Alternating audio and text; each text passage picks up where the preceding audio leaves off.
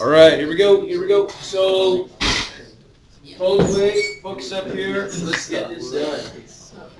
Okay, remind me, we got to get out of here. I got to go to a track meet, so you guys got to be out the door at 2:59. Okay, so yeah, 2:55. All right, here we go. Here we go. No, here we go. So let's talk about geometry. So transversals and yeah, today's our geometry review. Okay, so the SBAC test officially, it's supposed to start Wednesday. I heard it might start Tuesday. That's fine. So Monday we're gonna review performance tasks because you have performance tasks on there, which means I'm not gonna make you do one, but I'm gonna put up a couple. We'll just talk about how you would approach them. I'll show you what a good what a good answer would look like written up. Deb? Are we doing it on the computer lab or from books? Computer lab. Yeah. All right, so I want everybody with me. I don't want to hear talking and stuff. I want to see you engaged up here. I mean, I know this is a long week of review, but it's gonna pay off. I mean, if you do well on this, the payoff is big, right? So what about this? We're talking about transversals and parallel lines. So let's just review this concept a little bit from geometry, right? So if we've got parallel lines, and let me just do this. So say we've got. That is a great line, Oya. Isn't it a line? A good line. I'm lost. How did you make it? Hard to make it straight. Yep, I'm very Whoa. weak at lines. How about He did a line tool. Okay, let's go. Like that. That looks good. Okay, so if we've got two parallel lines cut by, and they don't have to be parallel, but usually we talk about parallel lines cut by a transversal. Let's define some things first of all.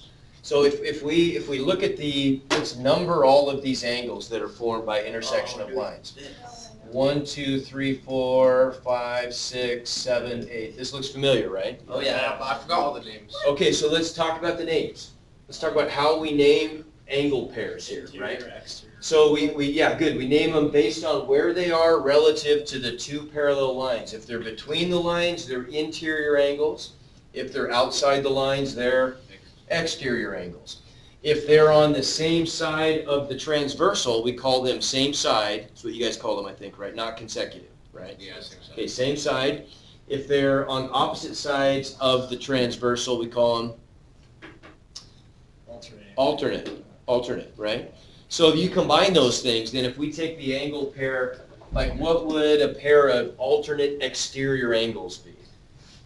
7 and 2. Or 8, 7 and 1. Okay, so 8 and 2 8 would be one pair, 1 and 7. and 1 and 7 would be another. Good. Those would be alternate exteriors, right? What would a pair of alternate interiors be?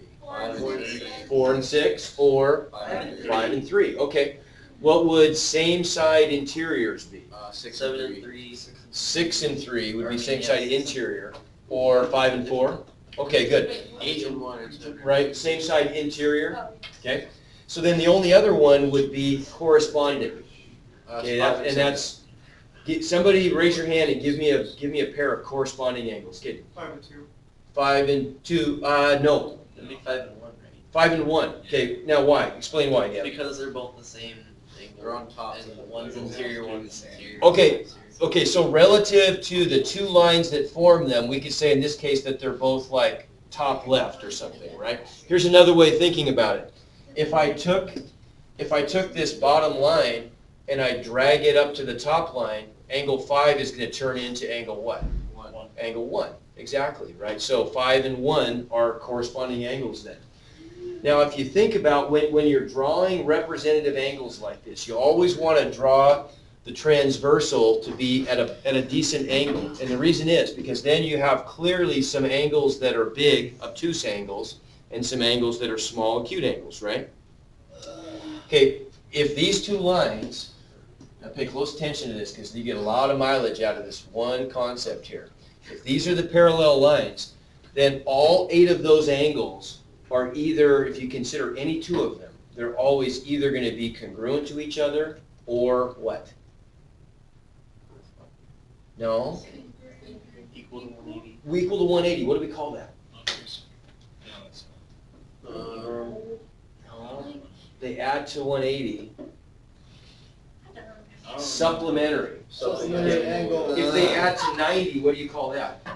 Right angle. Complementary. How do you remember that? Because think about alphabetically. C comes before S. Complementary before supplementary. Numerically, 90 comes before 180, right? So they go in order.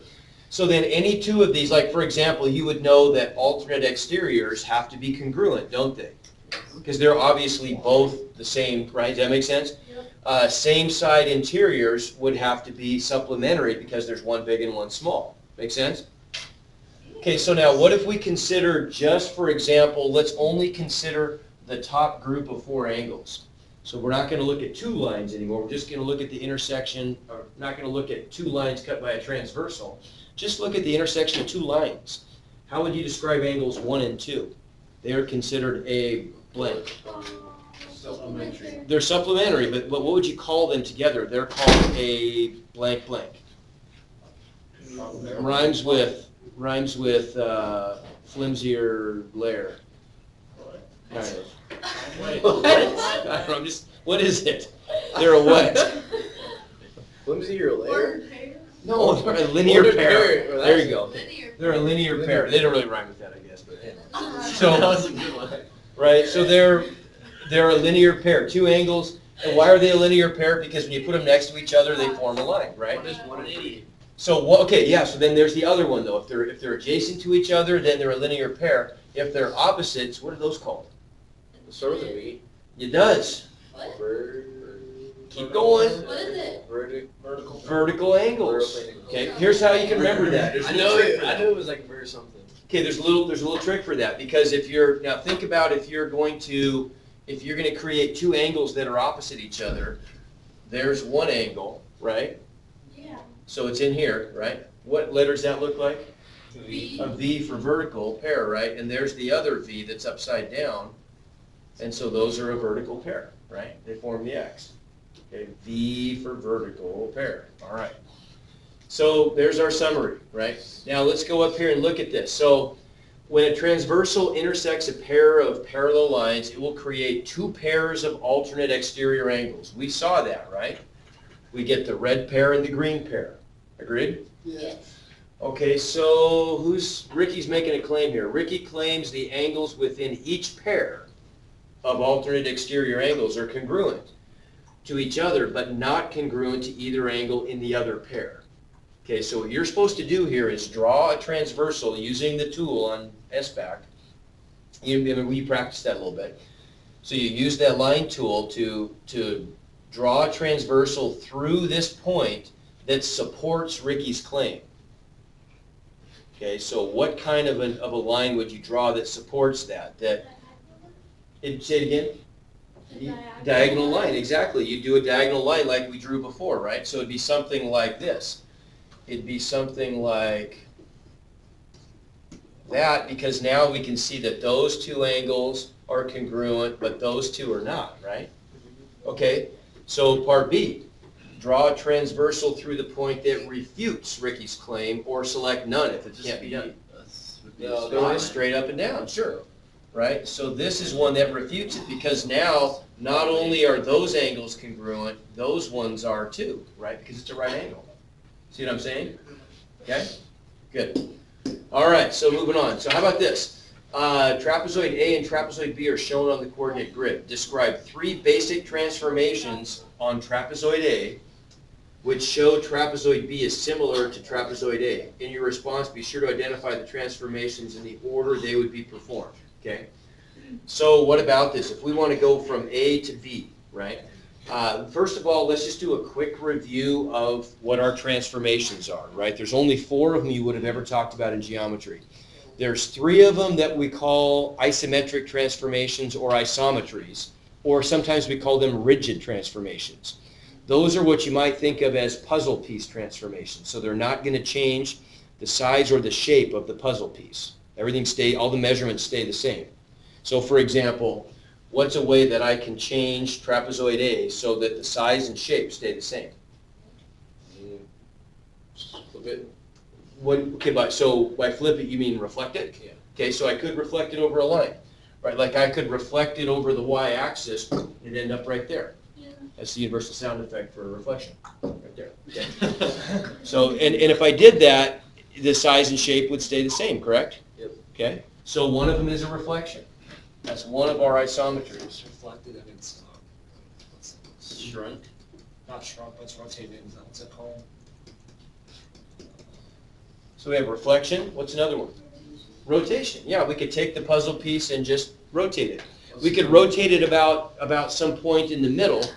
Wherever I rotate it, that's where I'm putting the tack, right? So if I put a tack right there and I rotate it about that tack, I rotate it about that point.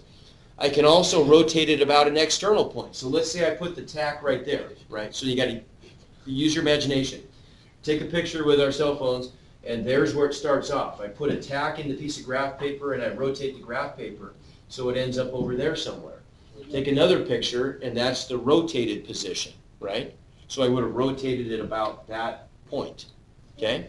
So I got rotations, I got reflection. I've got rotation and translation, right? So translation means I'm just going to slide it. I'm going to slide the puzzle piece, right? That's the shrink one. Okay. So those are the three isometries. Now, what's the other type of transformation you talked about when you're going to enlarge it or shrink it? But the shape stays the same, the size changes though. Dilation, yeah, and we've dealt with that this year, haven't we? Right. I hate rotate, but rotate. I just can't remember. Okay, so those are our four, don't get sidetracked. There we go, thank you. So those are the four transformations we've got, right? So now think about, if we look at these three purple ones though, if we look at the three isometries, there's one thing you gotta be a little bit careful about. So look at this example. What if I take a right triangle, something like that, where we're gonna label it the vertices A, B, and C, okay? Now if an ant were to walk around the perimeter of this shape and he started at vertex A, he would encounter the vertices in the order A, B, C, right? Yep. Everybody agree? Yeah. So if I rotate, it's not going to change that order, right? Yeah. If I twist this thing a little bit and he starts at A and he goes around counterclockwise, he's still going to encounter the vertices same order. If I translate this piece, not going to change, right? But if I reflect it over a line, Isn't that working? yeah, it's going to change things, isn't it, right? If I reflect it, so then this point maps over there, so we'll call it B prime, right? Yeah. This point maps to there, so it's A prime, and that point maps there, so now it's going to change the orientation. So now if I start at A, and I move around counterclockwise again, now I'm going to go in the order A prime, C prime, B prime. So it did change the orientation, right? So reflections, sometimes you want to do that. Yeah, that's fine. Sometimes you don't want to do that. So what about in this case right here? Like if we were to label these vertices, if I call this one, let's say we call this point A, and we call that point B, and that point C, and that point D. Well, which one down here is going to be A prime? The bottom right. Bottom left, right? So that's going to be A prime. And then what's that one going to B be? prime, C prime, D prime. C prime, D prime. So the orientation is the same on these, isn't it? To go A, B, C, D, or A, B, C, D, I would go counterclockwise both times. So would I want to reflect it as a part of getting from there to there? No. I wouldn't, because I don't want to change the orientation, right? Rotation So I'm not going to do this one. and dilation. Okay. Okay, good. So we could do a rotation, right? And we could rotate about any point we want to. What if we rotate about, for example, let's say, well, let's try something different than I did in other classes today. Okay, because I recorded both of these, so. Let's rotate about the origin. Okay, so if I rotate this about the origin, then think what that's going to do. So this, to get from there to there, right, so the coordinates of that point. Think about it in terms of a piece of wire that's connecting to that part of the puzzle piece. If I'm going to rotate this whole thing, then this piece of wire is going to end up being down there, isn't it? So I'm going to, instead of going left by 1, 2, 3, 4, 5, 6, I'm going to go down by 6, right? And instead of going up by 3, that piece is going to be left by 3, correct? Yeah. Everybody agree? So then that's where this piece goes. then this piece right here is just gonna end up being down there, isn't it? Yeah. So we're gonna get one there, and then over 1, 2, 3, 4, 5, 6. And then this one's gonna be, instead of going 6 to the right, it's gonna go 6 up. So it'd be right there, right? Yeah. This one would be right there. Whoops, sorry, this one would be right there. And this one would be right there, right? So that would be my shape Yeah. after I rotated it. Everybody agree? Yeah. So the first thing we do is rotate. And then, And we could rotate it 90 degrees counterclockwise about the point, about the origin, right? Yeah. Okay, and it ends up there. Okay, now what? you can do dilation. I could, so I could do a dilation, I guess, couldn't I? Dilate it by a third. So I could dilate it by 1/3, right? I could do that. So the next thing would be if I dilate this, and let's dilate it about the origin, right? So what's that mean? If I dilate it about the origin, let's look at the coordinates right now. This one is at -9, -6, right? This one is at the point -3, -6. This guy is at the point -9, 0. And this guy right there is at the point -3, -3, right? Okay, so I want this thing, if I'm gonna dilate it, I'm gonna move it closer to the origin by how much? How much smaller, for example, does this length need to be? Right now it's 6, but it needs to be 2. So you just -4. But I don't minus, I gotta multiply by something. Yeah. Isn't it like Half? What's it gonna be?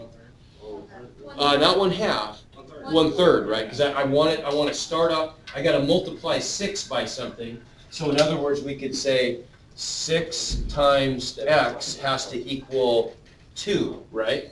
So what's x? If I divide each side through by 6, x equals 2/6, which is 1/3, right? Just want to make everything 1/3 as big. So if I multiply by 1/3, let's see what that does. So that means all of these ordered pairs, we're going to multiply the x and y values by 1/3. So instead of -9, that's going to be -3. So I'll go back 3, and instead of -6, I'm going to be at -2.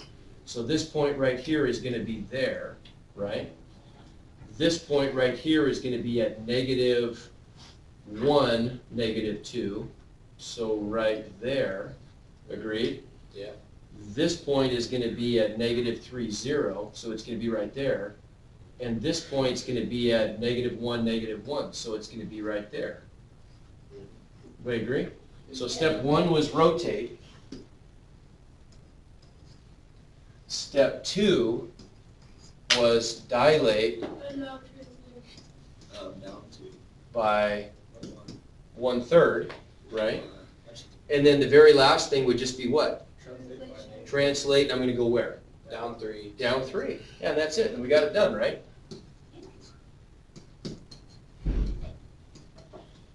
So if it was at the bottom right section, it'd be reflection.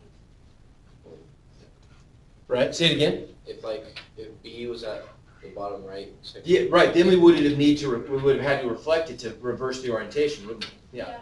Okay? That's all they're looking for. In that order, rotate, dilate, translate. We got it. Okay? And then doesn't that show that they're similar because when I dilated them, we made them smaller, and that's what we needed to do to make them congruent to each other, right? So because I needed to dilate them, they must have been similar, same shape but different sizes, right? Okay, so moving on. What about something like this? Now I want to show you a trick on these, and this is a great trick for any SATs, ACTs, all that stuff. So it says, use the circle below to answer the question. Now don't panic on these. These geometry ones, people are way better at geometry than they think they are. Even if you haven't had it in a while, you have had it and you've done a lot of thinking about spatial relationships. So let your brains are amazing. I mean, really, the human brain is incredible at stuff like this. Just let it do its thing. Give it a little time. So what kind of a shape is this, first of all? I mean, if it's got, I've got one pair of opposite, or one pair of parallel sides. Exactly. No, a rectangle has 2. What do we call that? A quadrilateral with exactly one pair of parallel sides. Parallelogram. No, that's got 2 pairs of parallel sides. Trapezoid. It's a trapezoid. You don't even need to know that for this though. Are you kidding? You just said that too. I said that and they told me I was wrong. Or she told me It I was was all wrong. Haley, it was not me. Well, they should listen to you. That's pretty good. Okay, so it's a trapezoid. Not that you need to know that for this question, but it's a trapezoid, right? So then think about this. Everybody listen, please. Let's focus up here because this is good. What you want to look for on these kinds of things is you always want to look for symmetries. If you can find symmetries in geometry, it oftentimes makes questions really easy. You don't have to know any of the fancy theorems and postulates and all those fancy relationships you learned in geometry and probably forgot a lot of them. That part you don't have. If you can just remember to use symmetry, you can get by without a lot of that stuff. So now let's think about this in terms of like a cartoon. So if one of these sides goes through the center, right? The other one doesn't, but they have to be parallel. What would happen if I took, let's pretend that I can move this vertex around. If I move vertex P around, could Q stay where it is? No. It couldn't because these sides have to remain parallel, don't they? That's what the picture says. So for example, if I were to drag P, let's just say I drag P down to, say I drag it down to there. What would have to happen to Q? Yes, You're move gonna down. move with it. It's going to move with it down to there, isn't it? So those two would stay parallel, right? Yeah. You get the idea, okay? So that's important. If we do that, that means that because those two move in tandem, we can find a folding or either call it folding or reflective symmetry, same thing. We can find a line of reflection or a line of folding. What line could I fold the entire circle around so that everything would line up folding onto itself? Does that make sense? Is there a line of symmetry here? Let's do like Would you see SCP or SCR or whatever?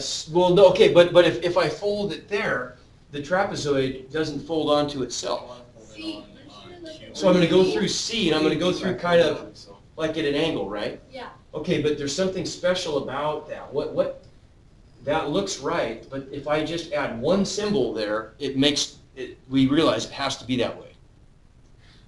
What about that purple line? How is it related to those other lines? They're equal. It's got to be perpendicular, doesn't it? If this is at a right angle, right, would you agree then that when I fold it over, everything's going to fold onto itself? Yes. So R is going to fold onto S, Q is going to fold onto P, right? Yes. Okay, look what that does, just that one little thing. Now, if we get that symmetry in there, that tells us a ton of stuff. What's that tell us? Tell me one pair of parallel angles then. Angles that, PQ is so PQR would have to be, so that one is going to be congruent to what? PSR. To that one? No. Yes. To QPS. So this one right here, right? So those two would fold onto each other, so they would have to be congruent. What about angle QRS? That would have to be RSP. to RSP. Good, so right there, So that's right? 60. We would also know, not that this is important for this question, but wouldn't that segment be congruent to that one too, for example, right? And that one would be, and that one and that one would be, all that, see what I'm saying? So there's a ton of stuff there, right? So then if we know that QRS is 68 degrees, because it tells us that, then this has got to be 68, right? Yeah. Okay, so now what's the sum of all of the interior angles in any quadrilateral? 360.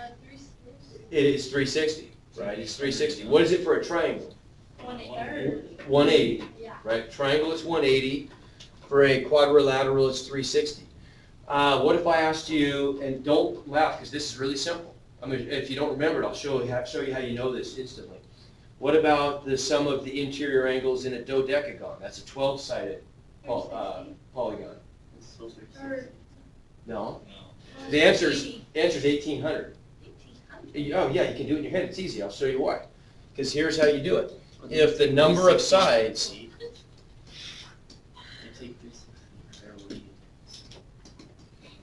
if the number of sides is n, then the sum of all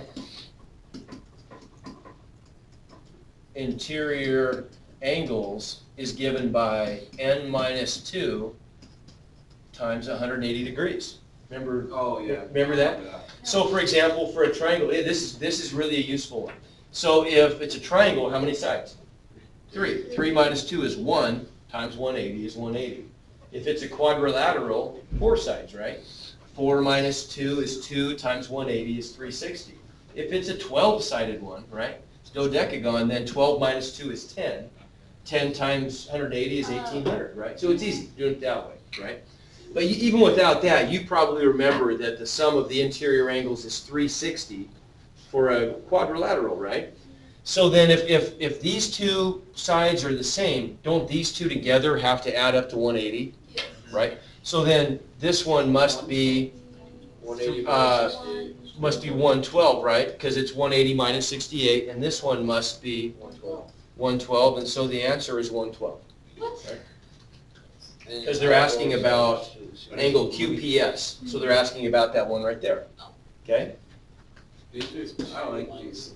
Yeah, these are kind of easy, aren't they? I mean, if you just kind of take time to think about the symmetries and things, and you may not even be, so you're not going to get every one of them right, and you may not ever know on some of these harder geometry ones if you actually got it right. But if you're pretty sure and you follow your instincts and you take time, I'd say 19 times out of 20 you're going to get it right. Yep. Hey, how come you can't just minus 180 minus 68? You can. The same. That's all you guys. That's all we ended up doing. Yeah. I just wasn't sure what. Well, but the reason we're able to do that, sort of the reason we could do it is because of that symmetry, right? So That makes more sense. So what about this then? Consider parallelogram ABCD. So let's review real quick. And here's just another simple topic, but let's review this. So if we're classifying quadrilaterals, we would call this in geometry. That just means we want to be able to figure out what are the characteristics of different kinds of quadrilaterals. Well, what's it mean to be a parallelogram? You have two parallel lines. We have two pairs of parallel sides, right? So if we have let me just add another page here. So if we have a parallelogram, this is a parallelogram, right? Parallelogram just means,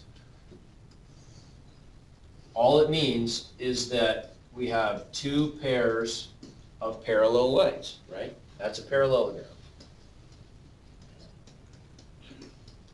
Parallelogram. So there's a subcategory of parallelograms. What if the parallelogram happens to have all four sides being congruent, right? So then that would mean it would come down, if it's within parallelograms, but now it's going to be one where in addition to having all the sides parallel, we can also say that. Square. What do we call that? Oh, That's square. Equilateral. No, Rhombus. rhombus. Rhombus. Okay, another kind of parallelogram would be a parallelogram where all four angles are right angles. So something like this. Yeah, and that's just a rectangle, right?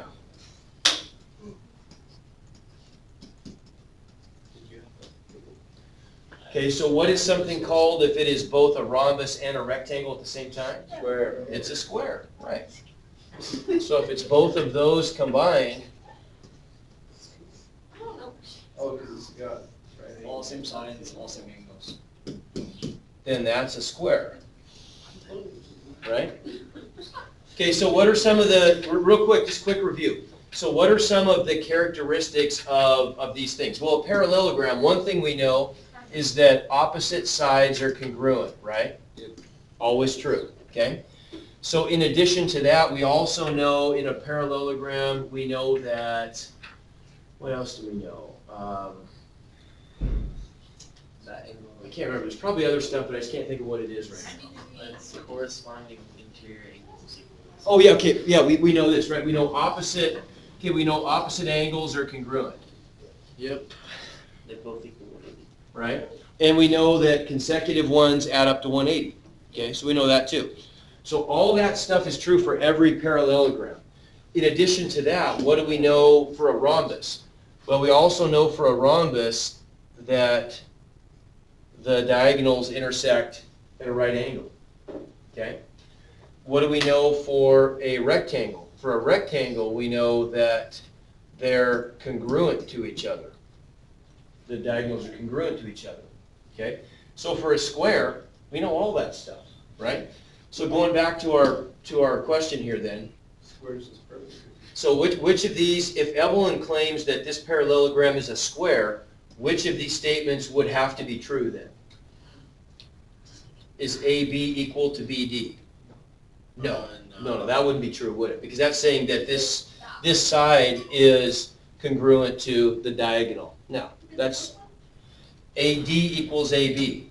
Yes. Yeah, that would have to be true. If it's a square, those two sides would have to be congruent. And so yes, that's one that we would choose. AC equals BX. No, that doesn't make sense, right? The diagonal equals half of the diagonal. No, that's not going to work. The measure of angle ABC, what would it have to be? 90. It would have to be 90. This says that it's not 90, so that's false. AXB is true. And AXB would have to be 90, wouldn't it? AXB, because these would have to meet at a right angle, right? And so that should be true. So those two, right? Okay, last stuff. We'll get out of here. So SOHCAHTOA. There's you probably remember SOHCAHTOA from last year. Listen, we got 10 minutes, so we got to hustle through this. So bear with me here. Okay, so SOHCAHTOA, you get a lot of mileage out of this. It's a big deal. It's super simple. All you got to do is draw one picture and you get it. If you can spell SOHCAHTOA and you can draw this picture, you can do all these questions, right? So if we get a right triangle, and let's call that angle theta. If that's angle theta, then which side is the hypotenuse? Right. To the top. It's the one always opposite the right angle, right? So that's hypotenuse. The side that the angle looks at is what we call the opposite leg, right? I hate SOHCAHTOA so much. I still can't remember that. SOHCAHTOA is so useful. I mean, I know you may not have ever gotten comfortable with it, but I bet even today it'll help a bunch. So what do we call the leg that's next to the angle? The adjacent. So what does SOHCAHTOA mean then? SOHCAHTOA simply means the SO part tells us that the sine of an angle, call it theta, just equals the ratio of what divided by what? Opposite divided by the Yeah. hypotenuse. Opposite over hypotenuse, right? Ka means that the cosine of theta equals the ratio of what? Adjacent. Adjacent over. And opposite over adjacent. Good. And then the last one, TOA, just means So, tangent of theta is the ratio of opposite over adjacent, right? No big deal. So then what about a problem like this one? This is so easy. Seriously, these are just gimmies. Enter the ratio equivalent to sine B. Well, spell SOHCAHTOA. SO. Each time you just spell Opposite hypotenuse. SOHCAHTOA, and this one is going to be a sine issue, isn't it? We want sine, right? So the sine of B, so for angle B, what's going to be the ratio? What's the opposite? 21 over 29. 21 over 29, that is our, whoops. Wrong. That is, I did take some skill. So that's the answer, isn't it? Right? Okay, one more. But you can't do it twice. Okay, what about this one? So this is where you really use trig stuff, is like when you're doing something like this, where you're doing some surveying, right? So M is standing 10 feet away from the base of a tree and tries to measure the angle of elevation. So angle of elevation just means the angle between the horizontal and the top of the tree, right? That's the angle of elevation. She's unable to get an accurate measurement, but determines that the angle is between 55 degrees and 75 degrees, okay? So all you gotta do then, we're gonna draw a simple picture, all right? So here's the flat level ground. Here's my very artistically drawn tree. Ooh. Pretty darn good tree, I'd say, right? And here is Emma. So Emma's right here. 10 feet away. So, right, so we know that that length right there, if we attach some distances to this, that distance is 10. The height of the tree is what we're trying to find, so what do we probably call that? X. X, why not, right? And we're just gonna make a triangle out of this, right? So there's a right triangle, right? Okay, so then, let's see, if she's measuring the angle of elevation, that's gonna be this angle down here, right? From her horizontal to the top of the tree. So let's first do this with 55 degrees, right? So all we gotta do then is we're just going to define a trig function. So which one's it gonna be though? Which is gonna be the trig function? From the perspective of that angle, how would we label that side over there? I mean, is it, what is it? Opposite, because it's the one the angle looks at, right? So that's opposite, and what would this side be? So we don't use the hypotenuse, right? So it's TOA, right? So then if we think SOHCAHTOA, we're using TOA, aren't we? So we have tangent of 55 degrees equals the ratio of what over what? X over 10. X over 10. So now, the tangent 55, don't get wigged out by that. All it is, it's a calculator number. That's all it is. You push this in the calculator and it gives you a decimal back. It'd be just like saying the square root of 7. Nobody knows what the square root of 7 is, but if I put it in a calculator, it'll tell me, right? No one's going to know off the top of their head what the tangent of 55 is, but the calculator will tell me. So if I solve for x, what do I get? Times 10. I'm going to multiply 10 by both sides, right? So I'm going to get 10 times Tangent. the tangent of 55 degrees, which is, let's find out. We'll look at Desmos real quick, and it'll tell us 14.28, something like that, right? Yeah. So if I do 10 times the tangent of 55, and by the way, you want to make sure if you click on the gear, notice that I'm in degrees mode, not radians mode, so I'm measuring my angles in degrees. I get 14.3 about. Does it make a difference if you Well, yeah, but the default is degrees, so it should start off there, but you'll need it to be in degrees on this test. So what was that again, about 14.3? Yeah. 14.3 feet, right, is what that gives us for the height. Okay, let's do the same thing now.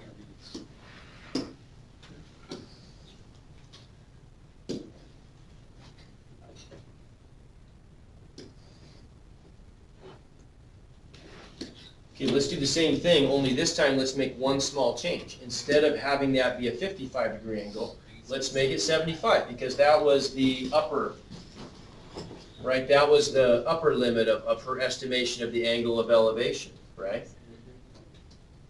So we'll just make all those little changes. Those are going to become 7. So 75, but everything else is the same, right? So now that's going to give us what for an answer? Somebody put that in. 37.3. 37.3, okay. So we get about 37.3 feet. And so then we know that our actual answer needs to be trapped in between. 14.3. Yeah, exactly. It's going to have to be trapped in between 14.3 and 37.3 feet, right? And so if we look on our choices up here, what do we get?